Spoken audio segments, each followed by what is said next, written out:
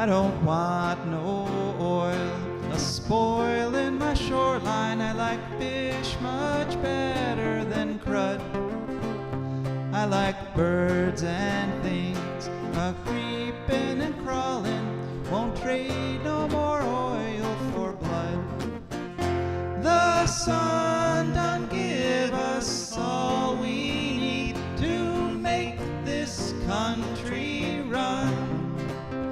But that black demon oil's got us fussing and fighting, and I do believe it's time we was done. I don't want them nukes run by them kooks who think radioactivity is fun. No more three-headed frogs or kids with leukemia. Nuclear power ain't fit for a dog. The sun done give us all we need to make this country run. But that nuclear power's got us fussing and fighting, and I do believe it's time we was done. No nukes! Good morning, Toledo, and good afternoon, Columbus, and good morning, Bowling Green, and hello to everyone on the internet, wherever and whenever you are. My name is Joe DeMare, and I am here with my bright-eyed, bushy-tailed co-host, Rebecca Wood. Yeah, that may. Joe's being nice and not saying my slightly wilted co-host. Yeah, it may have been a slight exaggeration there. Yeah. And for me too, I actually have been up since 3 a.m. Because I'm getting ready. I'm heading right off after the show. I'm heading over to India, so I was like frantically packing and stuff. And so should I say it? I feel like Joe Biden this morning. Oh, yeah, cheap shot. Cheap shot, terrible. But the show is not terrible. We have a great show lined up for you today. We are just going to chat for a few more minutes here, about 10 minutes. And then this past week, I went to the Governor's Fish Day. And you may recall we've talked about this before in terms of the, taking journalists out on fishing trips, where they get to bring home a bucket of walleye and stuff is kind of. Joe has been corrupted. No, let me. I'm doing a fine thing. Okay. Here. Okay. Right. All right. So I didn't do that.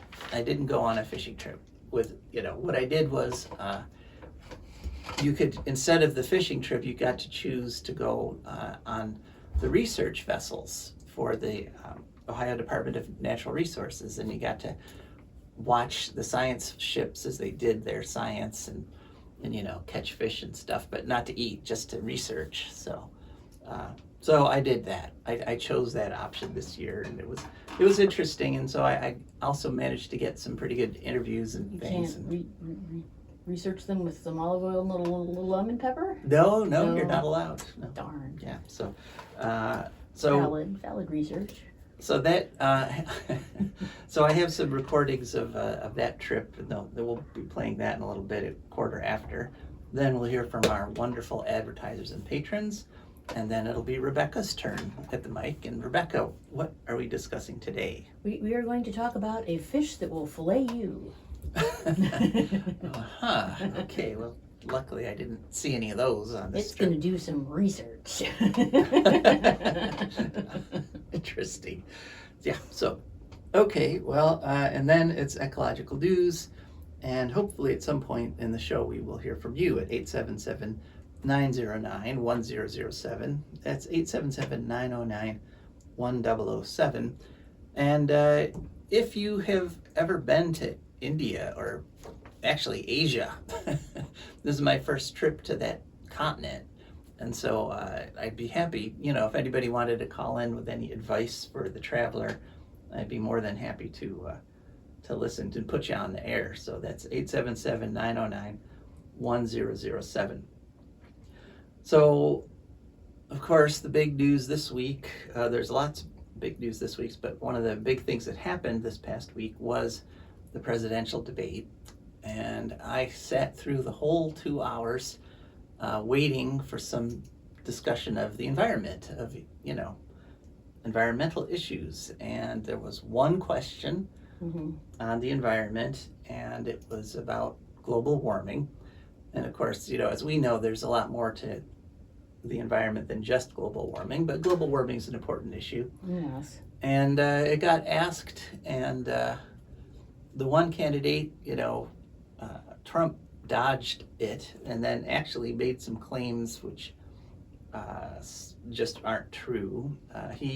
For example, he claimed that the environment was pristine, that it was the cleanest environment ever when he left office back in 2020. No, it was not. And no, it was not.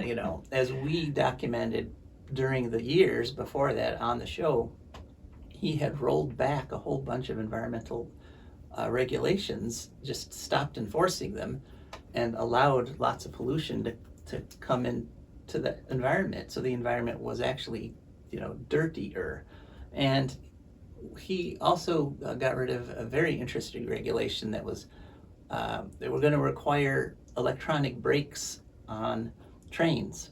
And had that regulation gone through, the Palestine train derailment with all that vinyl chloride and all that toxic stuff wouldn't have happened. Wow, that would have been really neat. Yeah, because the trains, these electronic brakes are so smart that they can tell something is terribly wrong without having to have a human actually see the wheels burning and say, oh, we need to put on the brakes. The brakes themselves would kick in and just stop the train.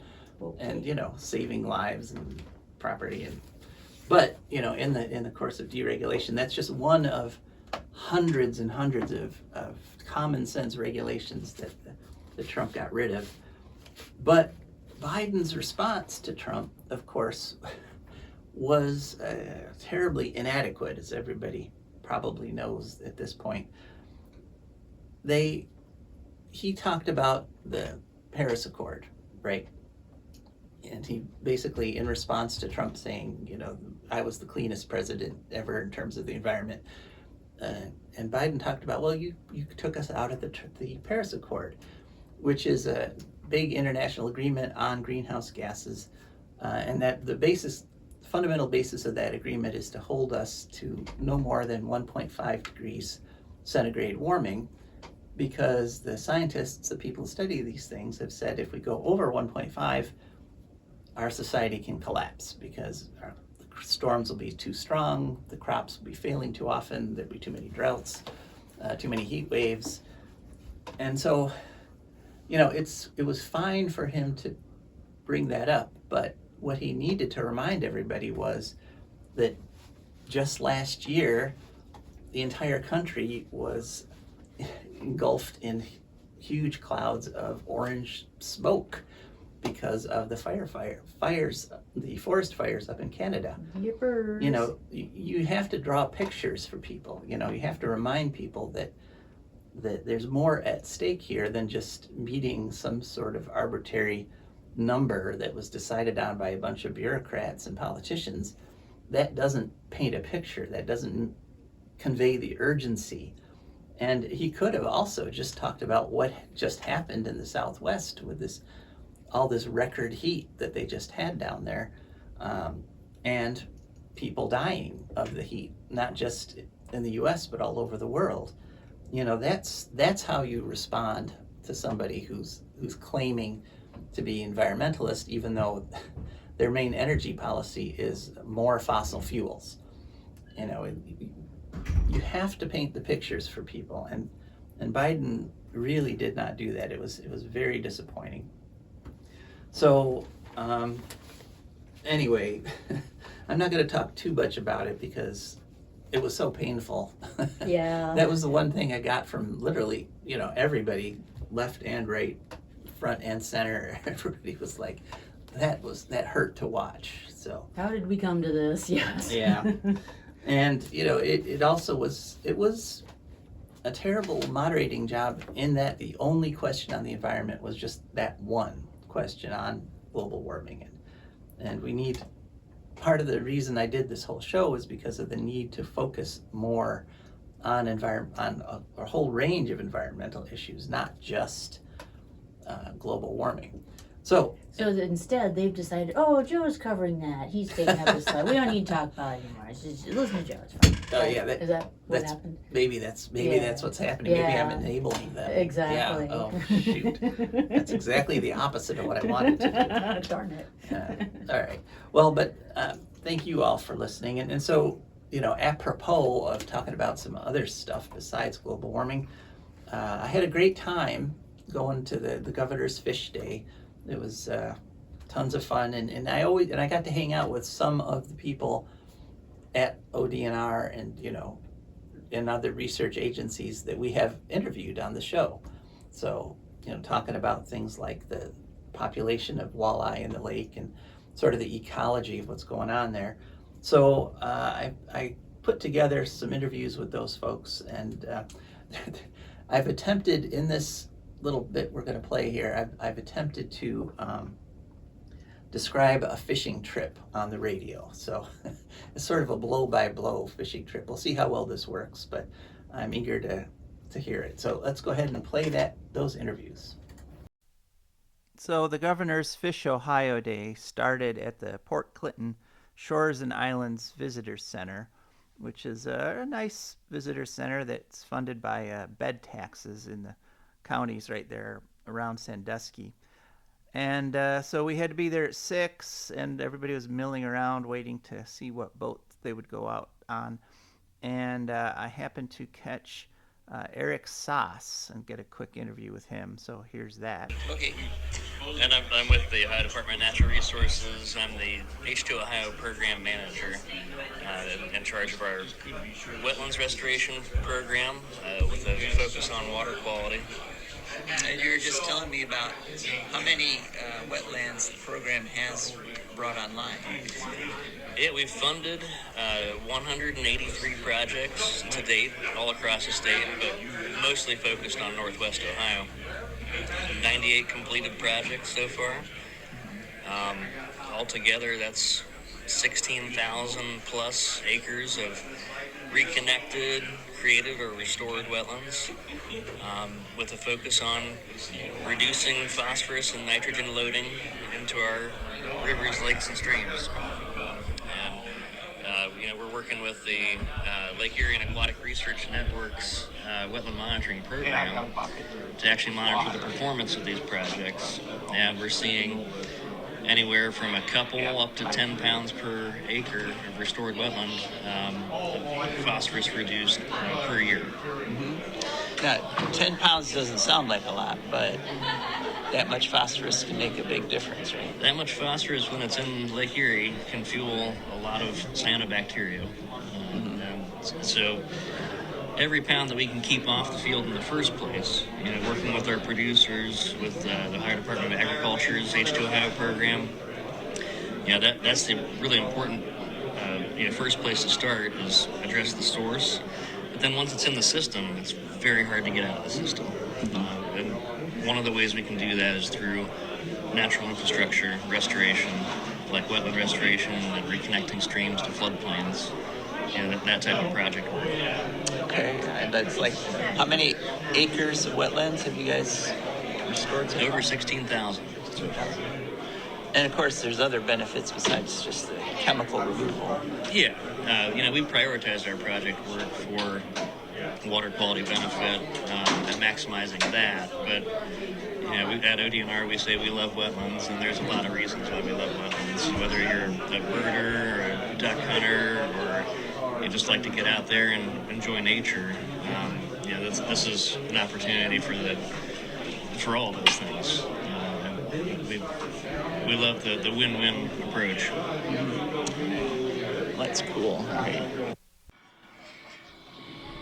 So, I don't know how well this is going to work on the radio, but I have a video here, and I'd recommend that you go to the video version of the show afterwards. Just look it up on YouTube. You can see the film. So these sounds we're out on a research vessel, and it's about a half mile out. The shore is just a line on the horizon, and the sea's sort of a pea soup green. what's happening right now, this sound you hear in the background, is they're using hydraulics to pull a seine net up out of the water.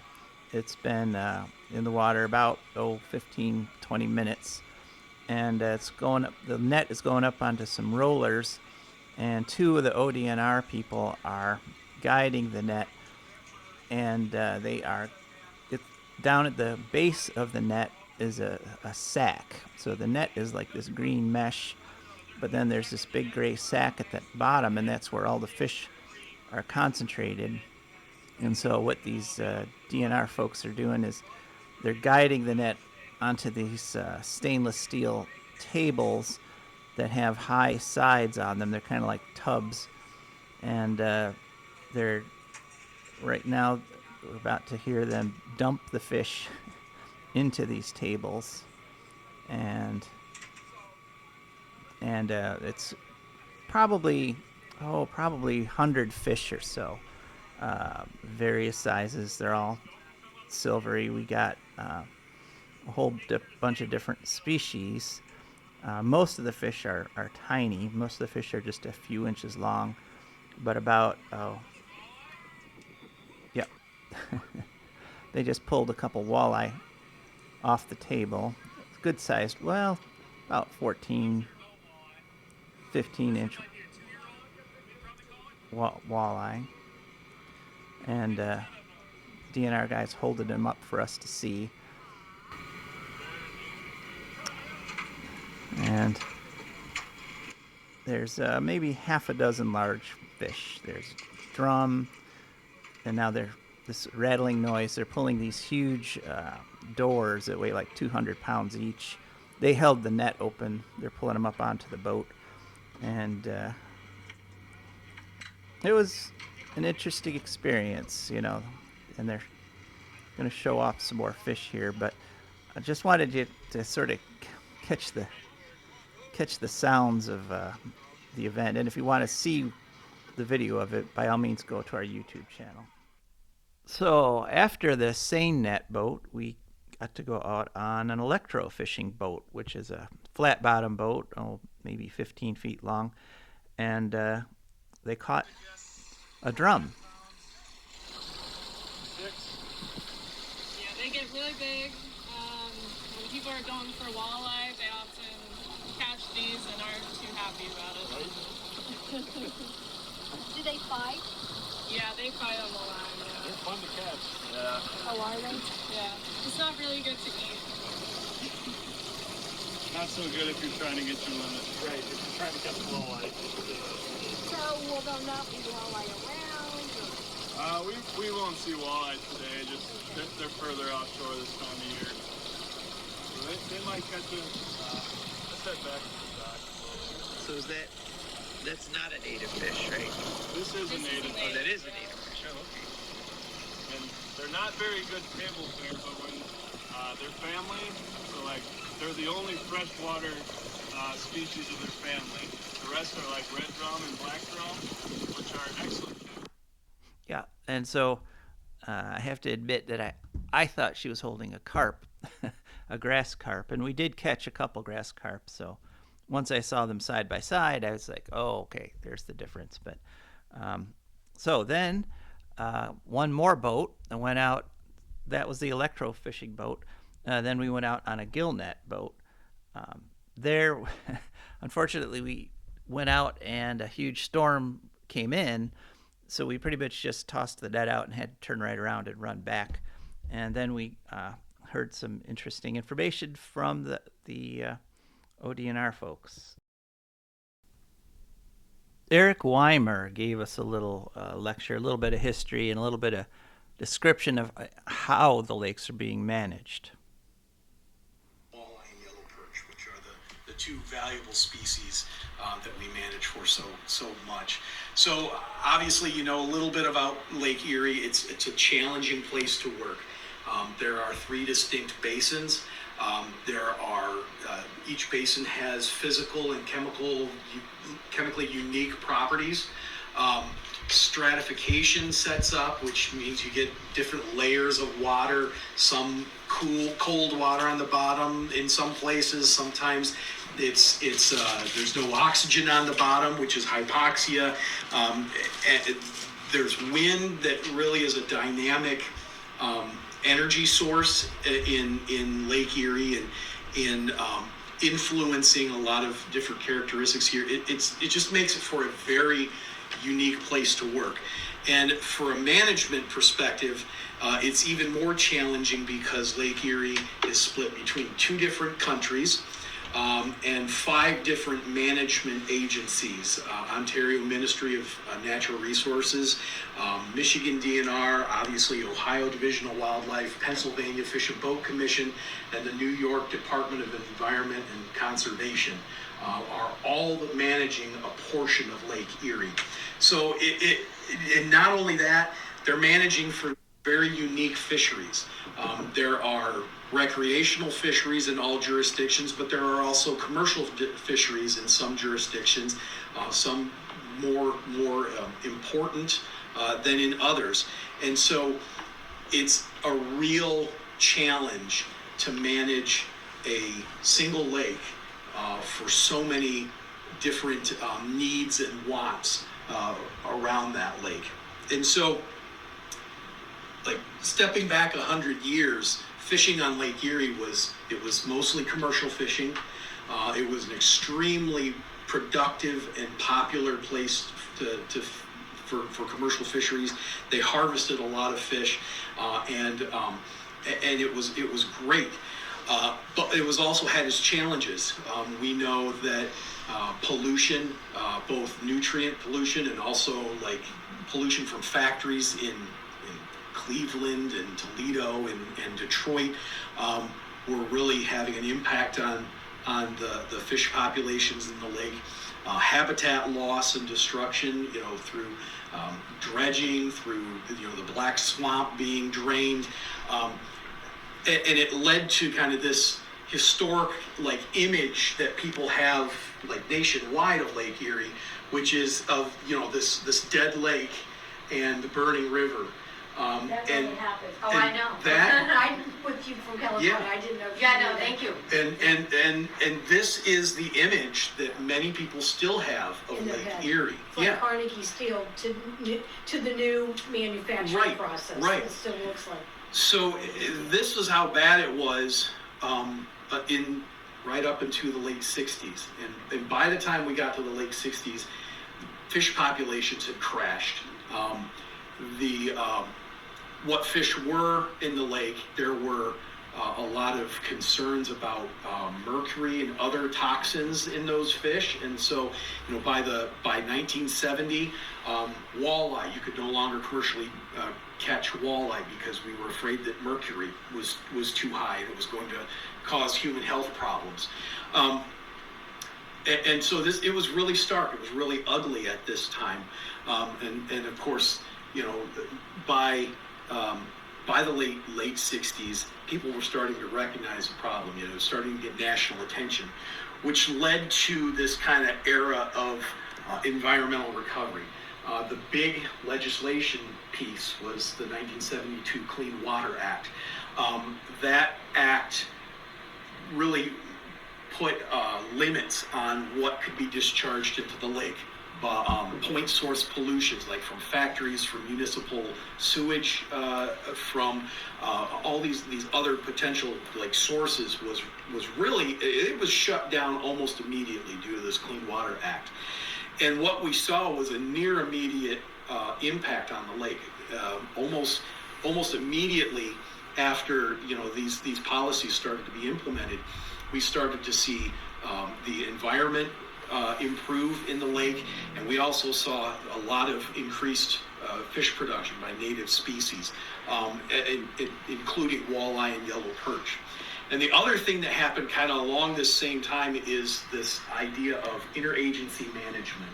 So instead of, prior to this era, each jurisdiction was trying to manage their section of the lake individually. But you can never get enough traction doing that because, the fish don't stay put. As much as I wish we could keep them all in Ohio, we can't. So the Great Lakes Fishery Commission was formed in the mid-50s as a collaborative way to coordinate management between different jurisdictions. So the next thing we got was to watch a fish biologist dissect a largemouth bass. That was interesting. And then finally, we got to go into one of their labs where they look at the otoliths under a microscope. And otoliths are the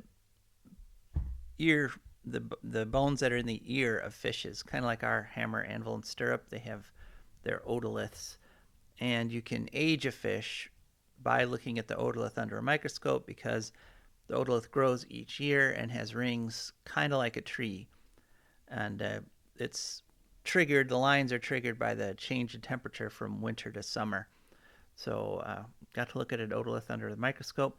And then it was back to the visitor center for the official speeches, which we'll play some of those for you next week.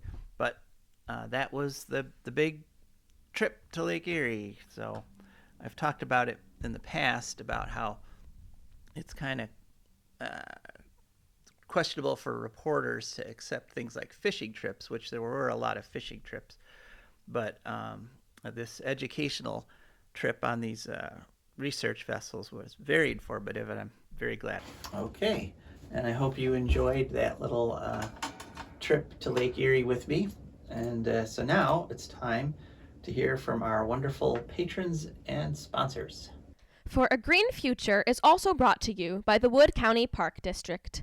The Wood County Park District is a natural resources conservation agency. They protect natural spaces, maintain quality green spaces, provide engaging programming, and they teach people to love and respect nature. They also restore wildlife habitats and lead people on outdoor adventures. Wood County Parks protects natural spaces in Wood County for all to enjoy from 8 a.m. to 30 minutes past sunset every day of the year. There are several ways to get a hold of them and find out what's happening. One is to call them at 419-353-1897. Another is to visit their website, www.wcparks.org. The website again is www.wcparks.org. They are also available on all social media, Instagram, Facebook, Twitter, and many others. Just search for WC Parks. That's the Wood County Park District, and we're very grateful for their support. And we are also grateful for the support of our patrons. Patrons are wonderful people who've gone to patreon.com. It's Patreon. There they searched for a Green Future. Up popped our Patreon page. They looked through our cool little pictures and picked a level of patronage that matched their budget. We have a cat lovers level, and a dog lovers level.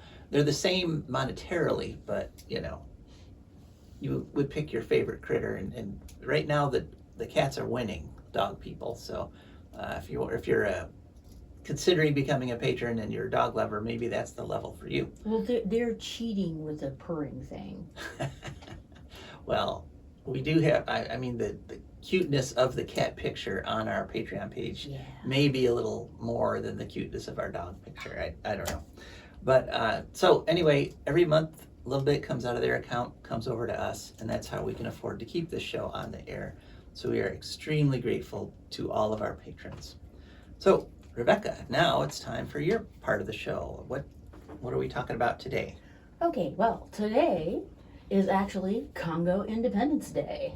Oh, interesting. Yeah, which is kind of, the whole history of colonialism is all about ruthless resource extraction. So that's actually, we're glad they got loose. So you're talking specifically about the Democratic Republic of the Congo, right? Or just the whole of the region, or?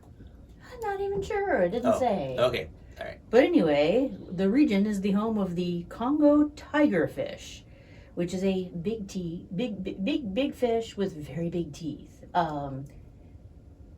These teeth are so big that they have instead of having a solid line of gum with teeth sticking up from it, they have, it's like every tooth has its own gum, sort of. It's like sort of these little mountains with the like gum wrapped around them. It's just so wrong. But these things are called Hydrosinus Goliath. Oops, sorry, my hair is messing things up. No, your phone's getting too close to the microphone. Oh, okay. There you Or the Goliath Tigerfish, or locally the Mabenga. They're a species of least concern, so a little bit of concern, but not that much, so far. And they really like to live in the Congo River Basin, which includes, Lake Lualaba, the Lualaba River, if I'm saying that right, Lake Upemba, and Lake Tanganyika. So, it lives there along with 7 different species of tigerfish, some only in, a couple are only in Lake Tanganyika. Which, let's count our blessings there.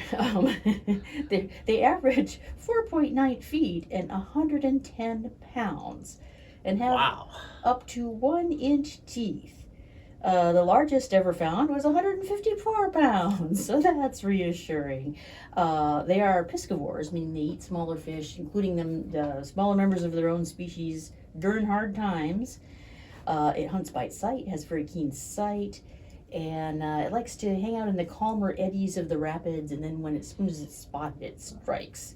So, just pretend you don't see one. If you see it lurking around. The only predator of the adults is the Nile crocodile, and it has been known to attack humans. In fact, it's actually eaten some human children. Ooh. And fish eagles. They eat fish eagles, so yeah. Wow. This is a fish that completely flips the script. According to TotalFisherman.com, some problems they're facing are overfishing and habitat degradation. The natives kill them both for safety and religious reasons, which are a little bit of a mystery. But according to wildlife.org, the Congo Basin is under threat from agricultural industry causing deforestation. Examples are logging, mining, palm oil plantations. And according to bluelatitudes.com, I wanted to look into this whole people are killing them for religious reasons. It's like, why are they bad? Or their nickname is the demon fish. But according to this bluelatitudes.com, it's connected to the animist point of view that everything has a spirit. A spirit has everything, including the fishies, and it's actually apparently, as far as I can tell, it's people like to kill them because they're admired for their courage, adaptability, and strength. And so you take on those qualities by killing or eating it, and it's a big deal. So they're also associated with a water spirit named Mami Wata, who controls rivers and lakes. Uh-huh. Interesting. So they're almost like sort of living dragons or whatever. They don't seem to, in case I have frightened anyone, they really seem to like living in the Congo Basin. The Congo Basin is only connected by the Congo River, I think, to the ocean, and there don't seem to be any, I think, large ports around there. So far, none of them have gotten anywhere outside of the Congo Basin. Thank you, baby Jesus. Yeah, something to be thankful for. Yes. Yeah, wow. So, okay, that's the tigerfish. Or what was the other name for them? There's a Congo tigerfish, Goliath tigerfish. Gulumba? No, that was the river. Oh, sorry. Okay. Mabenga. Mabenga. Yeah. Okay, so if somebody tells you to go swim with the Mabenga, just politely decline. Yeah, right? that's rude. It's very rude. Okay, well, thank you, Rebecca, for that report on Welcome. tigerfish. Okay, so now on to ecological news. And of course, I want to remind people that at any time, if you want to hop in here, I'd be happy to talk to you at 877-909-1007. I'm still looking for some travel advice, Anybody who's been to Asia, give me your recommendations there. Okay, so first story. So the other big thing that happened this past week, besides the presidential debates, were the decisions being handed down by the Supreme Court. And they were shoveling them out just as fast as they could this past week. I guess they wanted to get them out there while everybody's attention was elsewhere, maybe.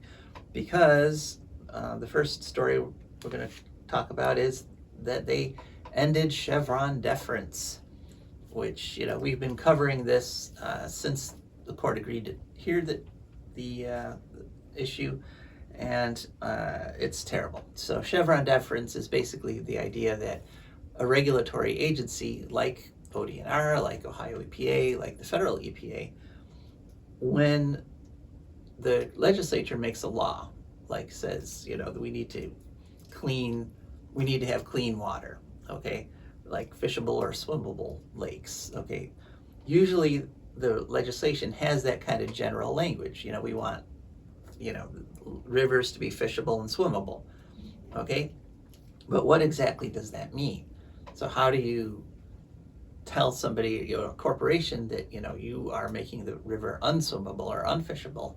You have to set specific limits on things like mercury, like they did back in the 70s. And so legislators basically can't do this because there's just too many details. I mean, if you're talking swimmable, fishable lakes, you're talking about regulating literally hundreds of different chemicals. And so you've got to pick limits on them, parts per million for 100 different chemicals. If you try to do that specifically in the legislation, it's going to take you 10 years to come up with a law, instead of just being able to say, we want swimmable, fishable lakes, and here, EPA, you enforce this law. No stuff in there that causes cancer and birth defects. Right. Yeah.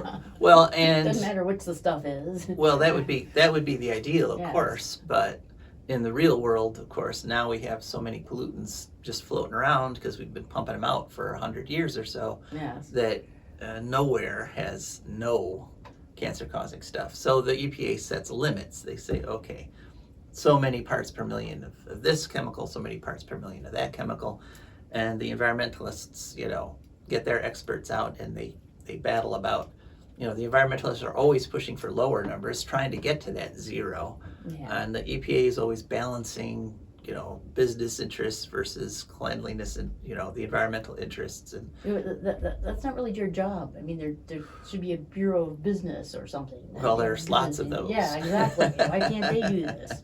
But the bottom line is that in the end, it's the agency using their scientists and their experts that comes up with the number, the final number that gets enforced. Well, not anymore, because that's what Chevron deference was allowing regulatory agencies to use their experts and expertise, people who've studied these chemicals and these issues for their entire lives. And they've got PhDs. They're literally the best we have because that's who gets hired by the government. And let's turn this decision over to some guy who wants to make a buck instead, right? Right. Right. Well, but specifically the judges. Right. So or now let's take bribes. Great. Yeah.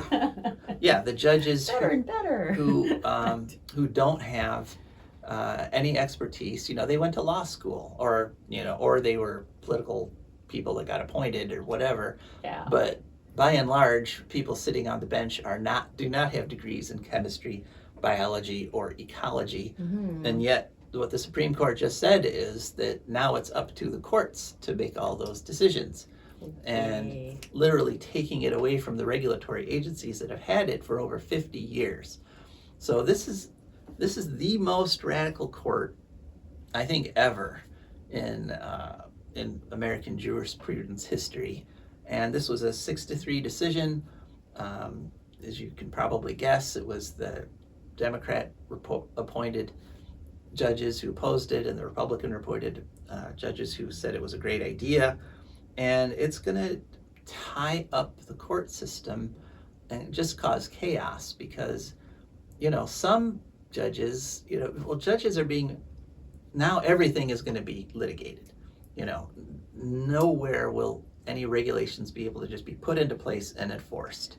And so it's literally destroying the agencies, taking away all the authority of the agencies that have been protecting us, and changed Lake Erie from that polluted lake that Eric Weimer was describing in our interview, the recording earlier.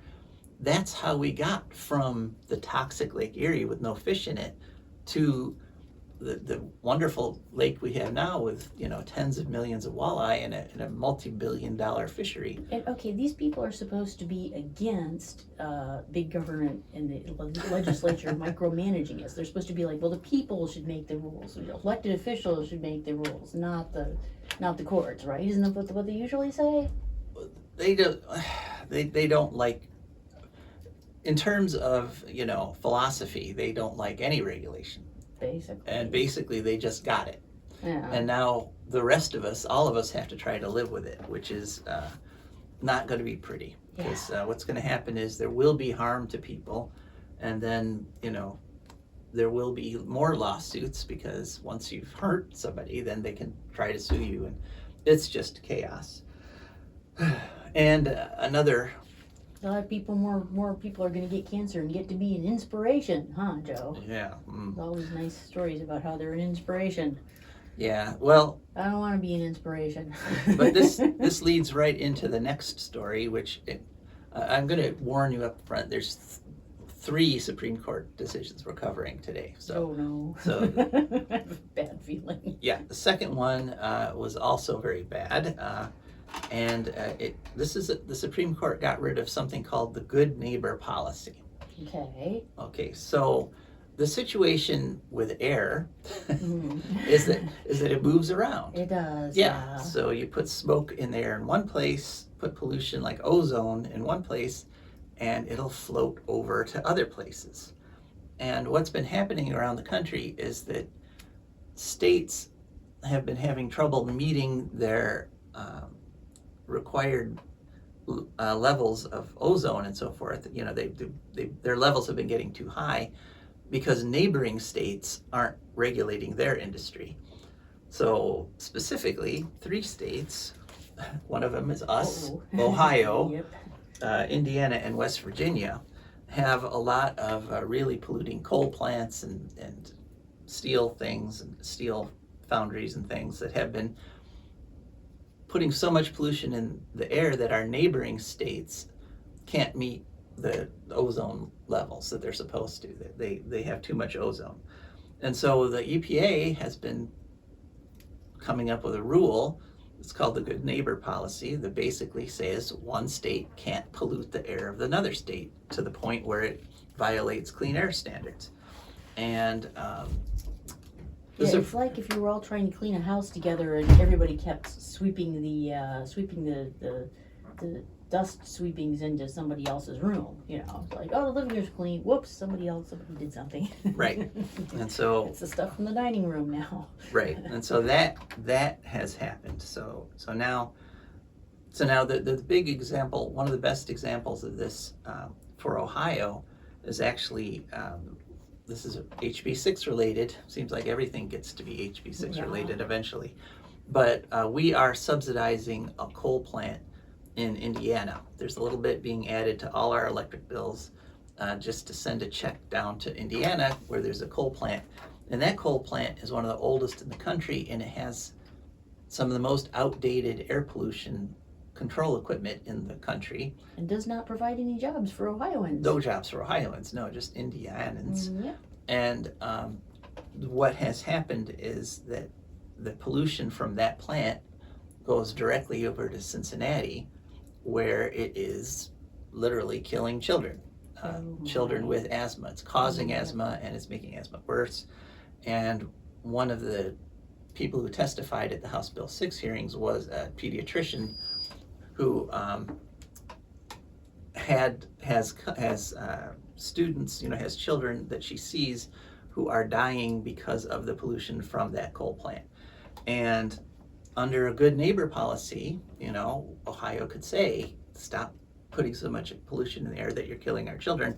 But that has now been tossed out the window, and thanks again to the Supreme Court. Spiffy. So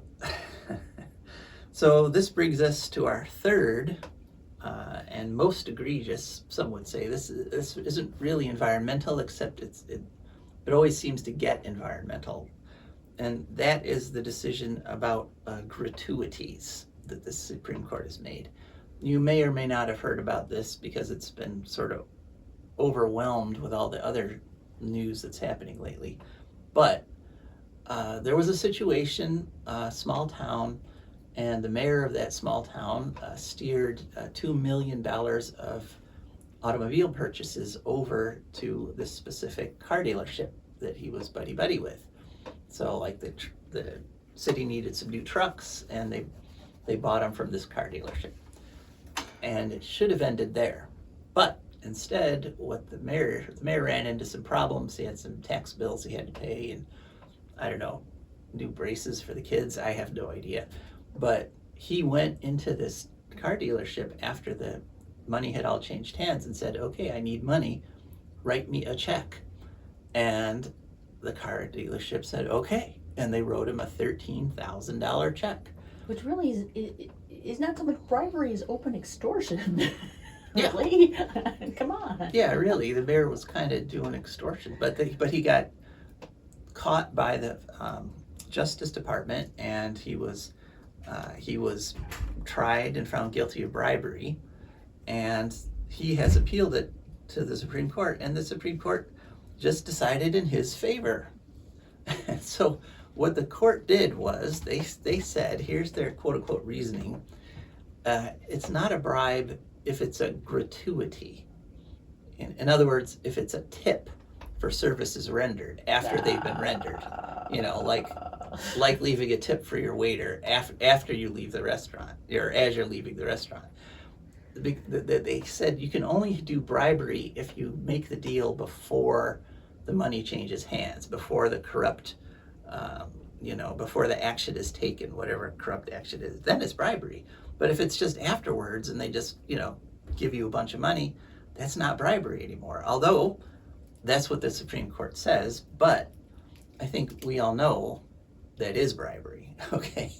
It doesn't. It looks just casual observer common sense like bribery quite a bit. Yeah. Well, specifically, the form of bribery called a kickback. Yeah. The idea that once you've changed hands, the money's, the deal's been done, you get a little bit, you get a kickback, which is illegal. And now, even though the Supreme Court, it's very important to remember here that even though the Supreme Court has now said that's not bribery, it's still bribery. Yeah.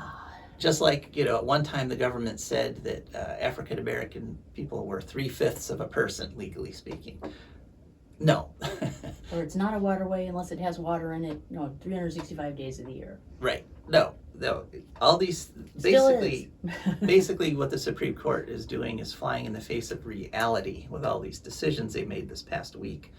And there's been a lot of speculation in the media, of course, that this actually ties in with what's happening with Clarence Thomas, because it's been documented that he's taken tens of millions of dollars in gratuities. If they're trying to avoid the appearance of corruption, they're not doing very well. No, they are pretty much hitting the old corruption nail right there on the head. So, so this was a terrible, terrible decision that's going to have repercussions for many decades to come. And I just want to make a personal appeal to any local politician who's listening that, now it might be legal to do this, to just go into the office of some business and demand money, but it's still wrong. Yeah. Don't do it, all right? Yeah, you can get away with it, but so now this is a real test of morality there. If you can get away with doing something corrupt like this, who's going to not, do people have the moral strength to not do it? Well, I guess we'll find out. Thanks to the Supreme Court, we have to find out. Do they even want the moral strength to not do it? Yeah. Okay, so anyway, leaving the Supreme Court behind, on to our next story. And this was a story that was actually a statement made by Antonio Guterres, who is the Secretary General of the United Nations. And he said that according to the United Nations research, we are on track to hit 2.8 degrees centigrade by the end of the century, which is catastrophic levels of heating.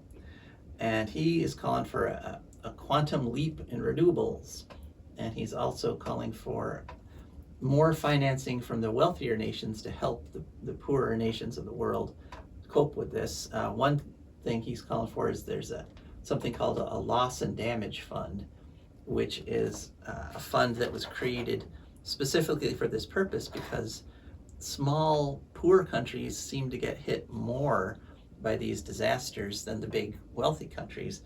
And we're actually seeing that right now down in the Caribbean with the current tropical storm that's going to hit a whole bunch of those small island nations down there in the Caribbean. And they won't have the money to rebuild themselves. And so They just say the Isle of Delos is about to go under, or it's not called Delos anymore. It's where Apollo was born in the Mediterranean? In Oh, the Aegean. Okay. I don't know. Yeah. Could be the Mediterranean. Yeah. So anyway, that was an interesting little thing that he has said, 2.8 degrees. But of course, we know that even the 2.8 is too conservative because of the effect of the Positive feedback loop. Positive feedback loop, exactly. So, but it's interesting that he has come out and put a number on it. Excuse my lack of hyperactive manicness on that, but it's very hot. Yeah, it is pretty hot in here. I'm running out of steam. Well, we just got a few minutes left, Rebecca, so Okay. just hang in there. Just two more stories. I will. One, unfortunately, we reported a few weeks ago that the California legislature balked at writing a $400 million check to the Pacific Gas and Electric to help keep their Diablo Nuclear Power Plant running. It's called Diablo Canyon Nuclear Power Plant, but I think just calling it Diablo is more accurate. Yeah. So the Diablo Nuclear Plant, Gavin Newsom a few years back pushed through this deal where they're supposed to get like $2 billion from the California budget, just direct taxpayer money. Here you go, PG&E, spend it how you like. Even though PG&E just had record profits because they've gotten record rate increases approved by the Public Utilities Commission that Gavin Newsom appointed. So maybe Gavin's in line for a gratuity there. But anyway, the legislature had held up this $400 million because they're saying that it looks like they won't get paid back, that PG&E is just going to take the money. And right now the California budget, actually the state budget, because of things like fighting wildfires and replacing infrastructure and things, California and reduction in income, California is actually in a deficit right now.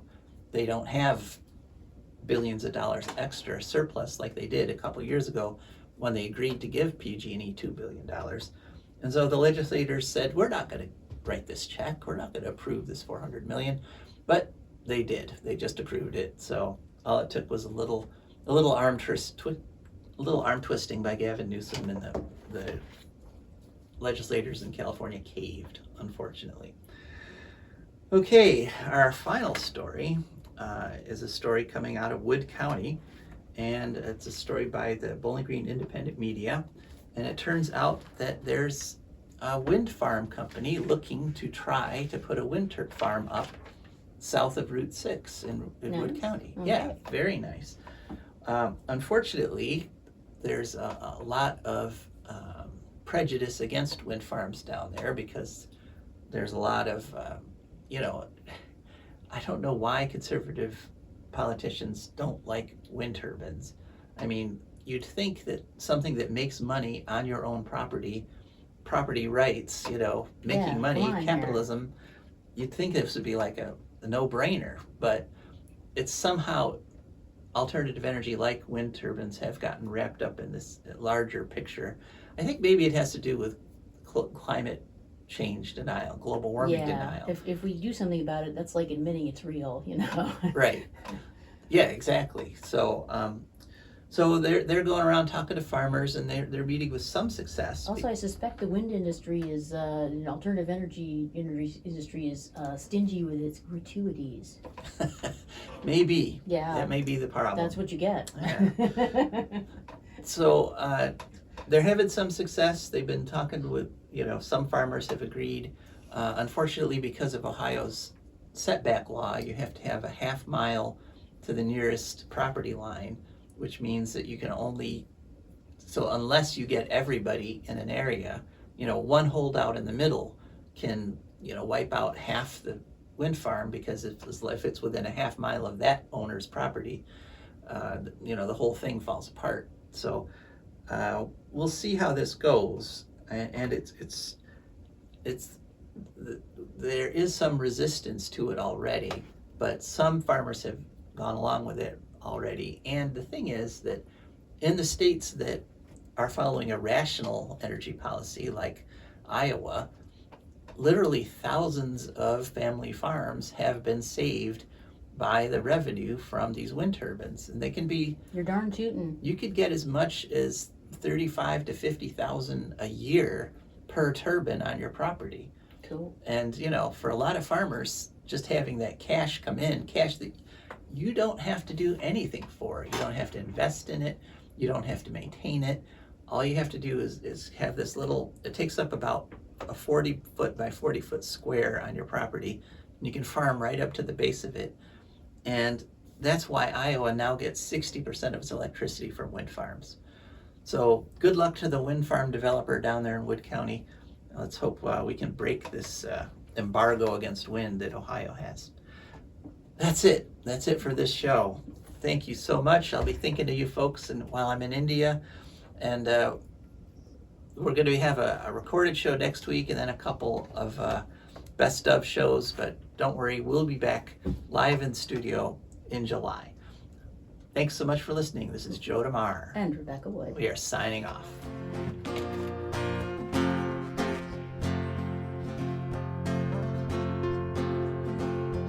I don't want no oil, a spoil in my shoreline. I like fish much better than crud. I like birds and things a creeping and crawling. Won't trade no more oil for blood. The sun done give us all we need to make this country run. But that black demon oil's got us fussing and fighting, and I do believe it's time we was done. I don't want them nukes run by them kooks who think radioactivity is fun. No more three-headed frogs or kids with leukemia. Nuclear power ain't fit for a dog. The sun done give us all we need to make this country run. But that nuclear power's got us fussing and fighting, and I do believe it's time we was done. No nukes!